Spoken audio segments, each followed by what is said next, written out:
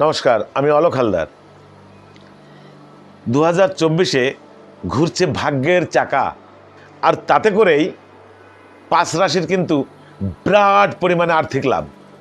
মাঝে মাত্র আর একটা মাস, তারপরেই নতুন বছর 2024 আসতে চলেছে। নতুন বছর এবং 2024 সাল কেমন হতে যাচ্ছে তা নিয়ে আগ্রহ কম বেশি অনেকেরই কিন্তু রয়েছে। জ্যোতিষশাস্ত্র অনুসারে রাহুর এক রাশি থেকে অন্য রাশিতে প্রবেশ করতে প্রায় 18 মাস সময় লাগে। রাহু 18ই মে 2025 সাল পর্যন্ত মীন রাশিতে থাকবে। জ্যোতিষ মতে এর জেরে কিছু রাশির জন্য বিরাট সুখবর আসতে চলেছে। জ্যোতিষ মতে এক নজরে জেনে নিন কোন কোন রাশির জীবনে সুখবর আসতে চলেছে। বৃষ রাশি, রাহুর অবস্থান পরিবর্তনে বৃষ রাশির জাতক এবং জাতিকাদের জীবনে শুভ এবং উপকারী প্রভাব আসতে চলেছে। এই সময়ের মধ্যে আপনার আর্থিক লাভের সম্ভাবনা কিন্তু সবচেয়ে বেশি। আয়ের নতুন উৎস পাবেন।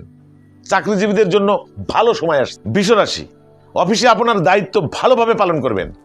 আপনি যদি কিছু নতুন কাজ শুরু করার পরিকল্পনা করে থাকেন তবে এই সময়টি খুব শুভ হবে আপনার। তাই আপনি আপনার সন্তানদের কাছ থেকে কিছু ভালো খবর পেতে পারেন। মিথুন রাশি, রাহুর অবস্থান পরিবর্তন মিথুন রাশির জাতক জাতিকাদের জন্য ইতিবাচক ফল বয়ে আনবে। 2024 এবং 2025-এর সময়ে এই রাশির জন্য ভালো সময় আসতে চলেছে। অমীমাংসিত কাজ সম্পূর্ণ হবে আপনার।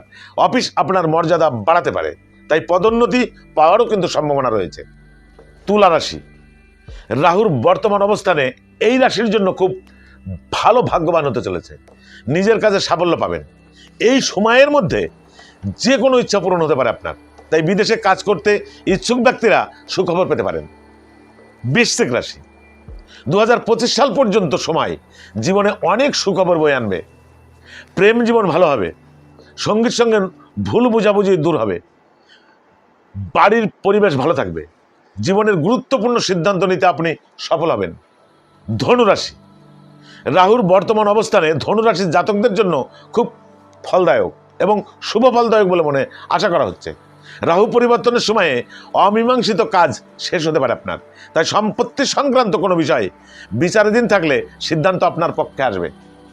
ধনুরাশি, যারা নতুন চাকরি খুঁজছেন তারা সুখবর পেতে পারেন।